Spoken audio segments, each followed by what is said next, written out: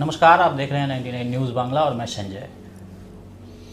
Lok Sabha election का आगाज हो चुका है और आसनसोल लोकसभा में राजनीतिक गर्मी बढ़ चुकी है। यहाँ तापमान भी बढ़ा हुआ है और राजनीति का तापमान भी बढ़ा हुआ है। यहाँ से उम्मीदवार दोनों पार्टियों के हैवी वेट हैं। तृणमूल के उम्मीदवार हैं वो जो उनको परिचय की कोई दरकार नहीं है, वो अपने आप में एक ब्रांड हैं। शत्रुघ्न सिन्हा जी जो आज हमारे साथ मौजूद हैं, उनके साथ हम आज बात करेंगे आसनसोल लोकसभा को लेके।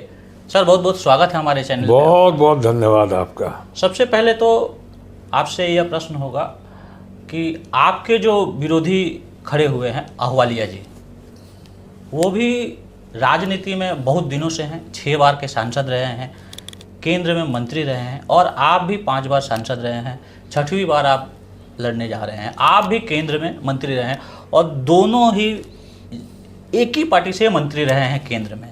तो यहाँ की लड़ाई में अब कैसा महसूस कर रहे हैं और उनको कितना अपने लिए चुनौती भरा मान रहे हैं? मैं मानने वाला कौन, मैं तो उनको जानता हूँ, अच्छे आदमी हैं। मैं मेरी नज़रों में अहलुवालिया जी अच्छे आदमी हैं। उनको कई सालों से जानता हूँ मैं।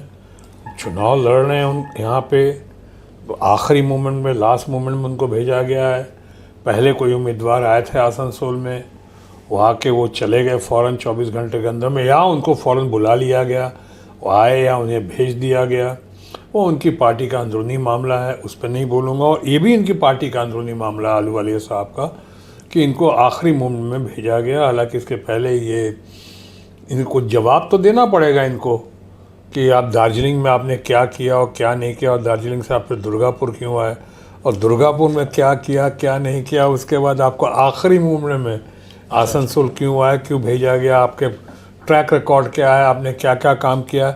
लेकिन ये सवाल कौन करेगा? ये सवाल तो यहाँ की जनता करेगी, यहाँ के लोग करेंगे, हमारे पार्टी के कार्यकर्ता करेंगे, हमारे पार्टी के नेतागण करेंगे।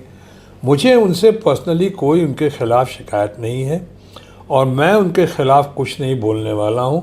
ऐसे भी मेरी एक आदत है जो आपने देखा होगा, मैं अपने प्रतिद्वंदी उम्मीदवार के ख़िलाफ़ कभी कुछ नहीं बोलता हूँ, क्योंकि मामला सही मायनों में, और इस बात से शायद अहलुवालिया जी भी सहमत होंगे कि सही मायनों में विचारधारा की लड़ाई है।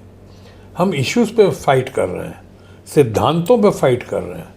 हमारा नेतृत्व जो है ममता बनर्जी हैं।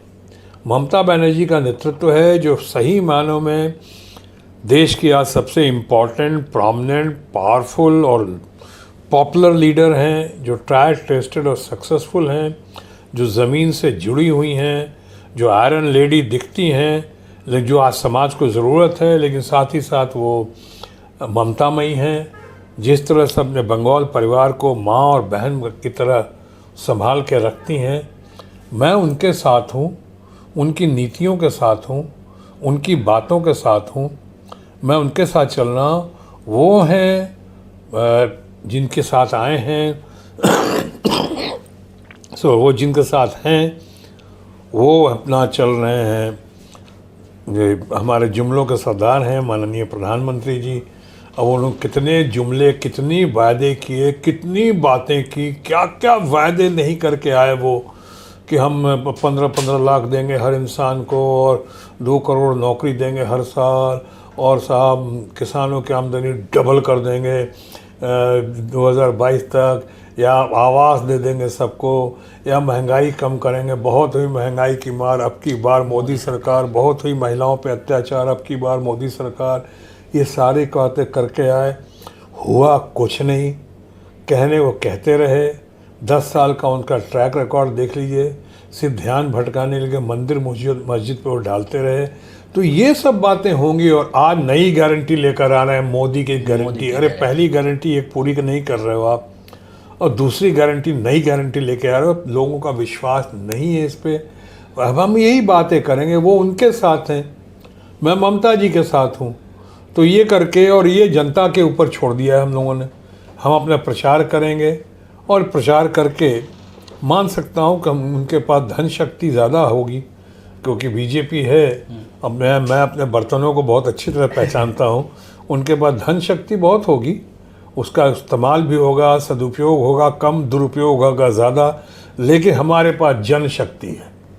ममता जी के नेतृत्व में, उनके व्यक्तित्व के जादू से हमारे पास जनशक्ति है, और जनशक्ति हमेशा धन शक्ति में भारी पड़ता है।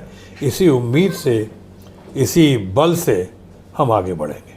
आप ही के को साथी जो बॉलीवुड में थे, मिथुन चक्रवर्ती जी यहाँ आए थे, रोड शो किया था उन्होंने और सभा भी की थी, एक प्रेस कॉन्फ्रेंस भी किया था उन्होंने।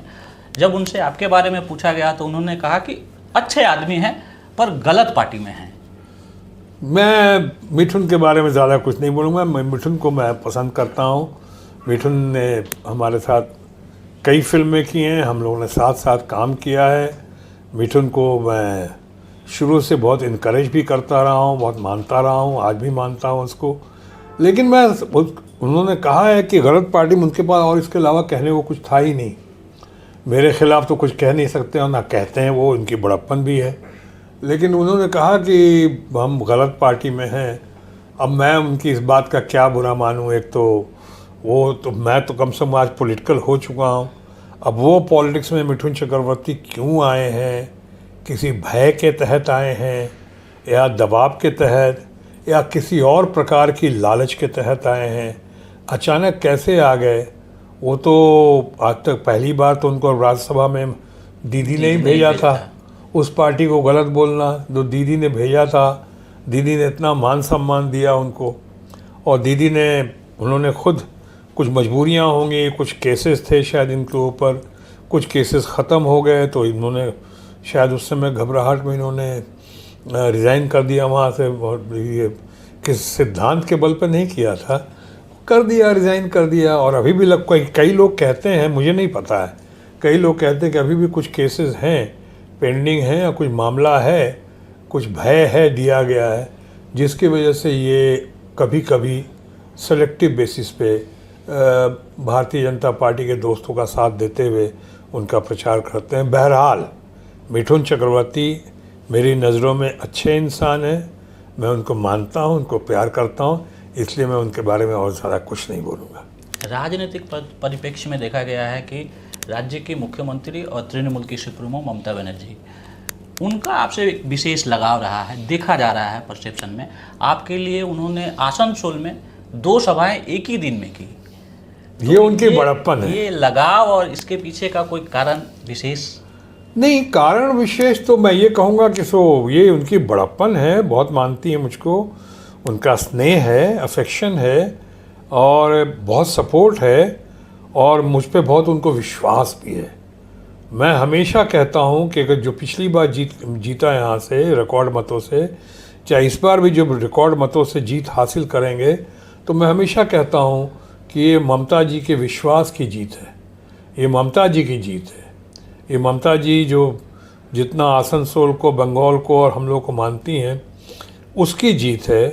ये आसनसोल की जनता जनार्दन की जीत है, लेकिन सबसे ज़्यादा मैं कहता हूँ ये ममता जी की हमारे प्रति जो विश्वास है उसकी जीत है।